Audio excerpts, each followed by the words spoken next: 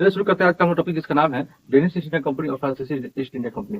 इसके पहले हम लोगों ने पढ़ा था ब्रिटिश ईस्ट इंडिया कंपनी के बारे में। तो सबसे पहले बात करते हैं किसके बारे में, डेनिश ईस्ट इंडिया कंपनी के बारे में।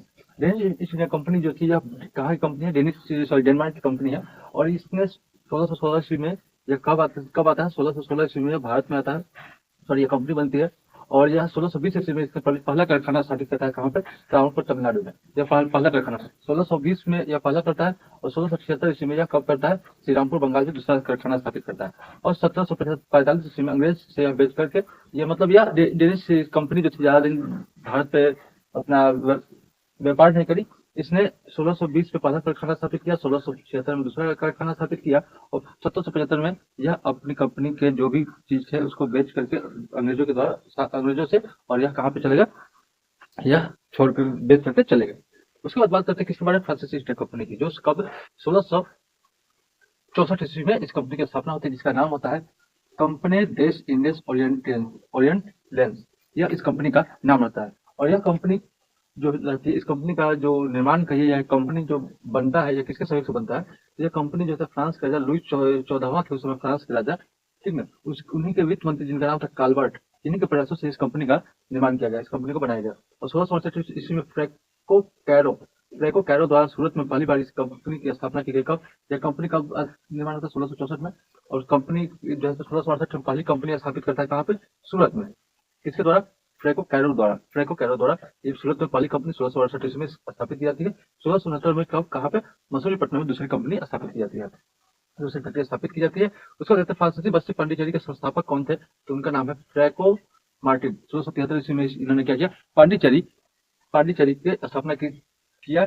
फ्रांसीसी बस्ती में हम लोग जानते हैं कि फ्रांसीसी के मुख्य रूप से 4 क्षेत्र पर अधिकार रहा, जिसमें एक देखते हैं कि पांडिचेरी, यनम, कराईकल, माहे। यह क्या है, अभी आज के डेट में भी हम लोग कहते हैं कि यह पांडिचेरी जो है सो एक ऐसा केंद्र शासित प्रदेश है जो कि तीन राज्यों में फैला हुआ है। उसका 4 जिले हैं, जैसे पांडिचेरी, यनम, कराईकल, माहे। उसी तरह यहाँ फ्रांसीसी बस्ती, क्योंकि यहाँ पे किसका अधिकार था, फ्रांसीसियों का अधिकार था। और फ्रांसीसी बस्ती के जो बस्ती थी पांडिचेरी, इसके संस्थापक कौन थे, उनका नाम है फ्रैंको मार्टिन, जो 1673 ईस्वी में इसकी स्थापना की। अब बात करते हैं फ्रांसीसी कंपनी के अधिकार क्षेत्र में। देखते हैं पांडिचेरी, यनम, माहे, कराईकल, चंदनगर पश्चिम बंगाल का क्षेत्र था, जो समुद्र के किनारे था। तो यहाँ पे देखते हैं, तो पांडिचेरी के 1673 ईस्वी में, यनम का कहीं पे चर्चा नहीं दिखता है। माहे 1729 ईस्वी में, कराईकल 1739 ईस्वी में, और चंदनगर 1760 ईस्वी में इसकी क्या करता है, इस पर अधिकार क्षेत्र स्थापित करता है। 1740 ईस्वी में क्या देखते हैं, 1740 ईस्वी में ऑस्ट्रेलिया जो कि यूरोप में है के उत्तराधिकार का युद्ध प्रारंभ होता है, जिसका प्रभाव क्या करते हैं, भारत में भी देखने को मिलता है। और इसी क्रम में भारत में ब्रिटिश किसके बीच, ब्रिटिश और वर्सेस फ्रांसीसी, इसके बीच क्या होता है युद्ध होता है। और इसी के युद्ध को हम लोग किस नाम से जानते हैं, तो इसी के युद्ध को हम लोग कर्नाटक युद्ध के बारे में हम लोग जानते हैं। इस क्रम में हम लोग देखते हैं किसके बारे में, इस क्रम में हम लोग बात करते हैं कि अंग्रेज और फ्रांसीसियों के बीच 3 प्रमुख युद्ध हुए। इसके बारे में आज हम लोग चर्चा करते हैं, कौन कौन सा युद्ध हुआ, इसके कारण क्या रहा, इसका परिणाम क्या रहा, इस बारे में चर्चा करते हैं। प्रथम जो युद्ध हुआ, वह युद्ध किसके बीच हुआ, यह सभी युद्ध भारत में हो रहे हैं, इसके बीच अंग्रेज और फ्रांसीसी के बीच। पहला युद्ध हुआ 1746 से 48 के बीच में होता है। और यह कहाँ पे होता है, सेंट थॉमे या अडयार का युद्ध, इसको इस स्थान पे होता है, इसलिए इसका नाम भी रखा गया अडयार का युद्ध। और इसका कारण था ऑस्ट्रेलिया के उत्तराधिकार का युद्ध। यहाँ हमने बताया 1740 में ऑस्ट्रेलिया में उत्तराधिकार के लिए युद्ध होना, इसका प्रभाव भारत में देखने को मिला। तो भारत में कब 1746 से इसका जो है सो युद्ध, क्या बोलते हैं, भारत और ब्रिटिश और फ्रांसीसी के बीच युद्ध का कारण बनता है। और किसके लिए, ऑस्ट्रेलिया के उत्तराधिकार के युद्ध के कारण ही इसका क्या करता है, भारत में भी इसका प्रभाव देखने को मिलता है। और इसकी संधि 1768 में एक सापेल की संधि के द्वारा इस युद्ध का समाप्त हो जाता है। दूसरा युद्ध होता है ठीक 1 वर्ष बाद 1749 से 1754 के बीच दूसरा युद्ध होता है। उसका कारण क्या था, उसका कारण था जो युद्ध स्थान पर होता है अम्बर का युद्ध, जो अम्बर स्थान पर होता है। और इसका युद्ध का कारण क्या था, कर्नाटक और हैदराबाद के उत्तराधिकार का युद्ध। यानी भारत में कर्नाटक और हैदराबाद के यहाँ पे क्या होता है, कर्नाटक और हैदराबाद में, देखिए हैदराबाद और कर्नाटक, हैदराबाद में क्या होता है कि हैदराबाद में जो निजाम थे, एक था क्या बोलते हैं, नासिरगंज, और दूसरा मुजफ्फरपुर। अब इन दोनों में, हैदराबाद में क्या होता है, इन दोनों के बीच संघर्ष चलता है कि कौन शासक बनने के लिए, इन दोनों के बीच संघर्ष चलता है। अंग्रेज समर्थन करते हैं इसका, यह जो समर्थन करते हैं, यह समर्थन किसका, अंग्रेज इनका समर्थन करते हैं। और इन दोनों का समर्थन कौन करता है, फ्रांसीसी। तो अंग्रेज चाहते हैं कि नासिरगंज शासक बने, और फ्रांसिस चाहता था कि मुजफ्फरजंग शासक बने।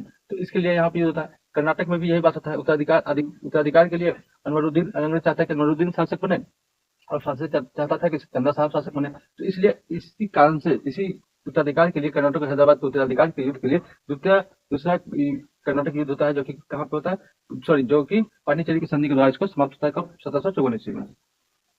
उसके बाद देखते हैं तीसरा जो युद्ध होता है, तीसरा युद्ध होता है, यह कब होता है, 1756 से 63। यह वाणिवास के युद्ध, वाणिवास जगह पे होता है, इसलिए इसको वाणिवास का युद्ध भी कहते हैं। और ये सबसे बड़ा युद्ध, इसका कारण रहता है कि इंग्लैंड में भी, सॉरी, यूरोप में भी क्या होता है, सबसे बड़ा युद्ध होता है 56 से 63। इसी का प्रभाव भारत में भी देखने को मिला। मतलब भारत में जैसे ही युद्ध हुआ, किसके बीच, फ्रांसीसी और अंग्रेज के बीच। अब भारत में भी फ्रांसीसी और अंग्रेज थे, तो इनका क्या होता है, ये भारत में भी ये लोग आपस में लड़ाई करने लगे थे। तो इसीलिए यह सबसे बड़ा युद्ध हुआ। और इसकी संधि होती है, पेरिस की संधि, कब, 1763 ईस्वी में।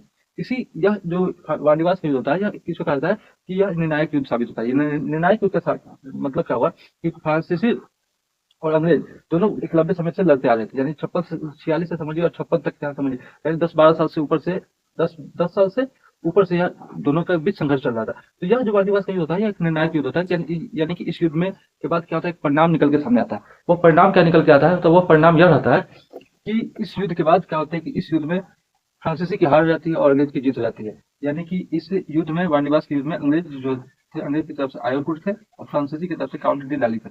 इन दोनों के बीच होता है, जिसमें काउंट डी लाली हार जाता है, आयरकुट यानी अंग्रेज जीत जाता है। और उसके बाद इस वाणिवास युद्ध के बाद अंग्रेज, फ्रांसीसी हार जाती है और अंग्रेज जीत जाता है। और इस तरह से फ्रांसीसी का अपना अधिकार क्षेत्र यहीं तक सीमित रह जाता है। ठीक। तो आज हम लोगों ने देखा ब्रिटिश ईस्ट इंडिया कंपनी के बारे में और फ्रांसीसी ईस्ट इंडिया कंपनी के बारे में। चलिए, धन्यवाद।